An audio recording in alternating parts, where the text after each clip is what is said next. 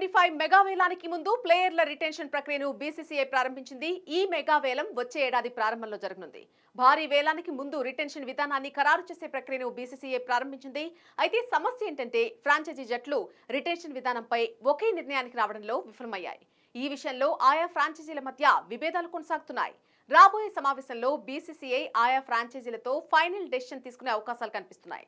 ప్రస్తుతం అందుతున్న రిపోర్ట్ల ప్రకారం ప్రతి ఫ్రాంచైజీ రిటెన్షన్ నియమానికి సంబంధించి పలు డిమాండ్లు చేస్తున్నాయి.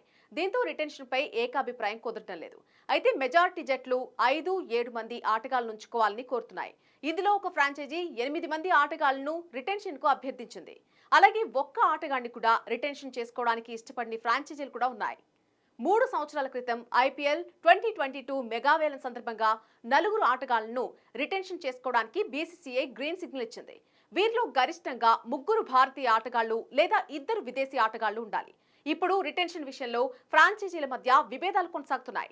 ఫ్రాంచైజీలు ఇంకా సమావేశమై చర్చించి ఒక ఉమ్మడి అంగీకారానికి రాకపోవడంతో ఈ సమస్య ఇంకా పరిష్కారం లభించలేదు. అయితే ఐపీఎల్ 2025 మెగావేలంతో ప్రతి జట్టు తమ బలాన్ని మరింతగా పెంచుకోవాలని చూస్తోంది. కొంతమంది ఆటగాళ్ల కోసం భారీగా ఖర్చు చేయడానికి కూడా వెనుకాడలేదు. ఇదే సమయంలో మరికొందరిని వదిలించుకోవడంపై కూడా దృష్టి పెట్టారు.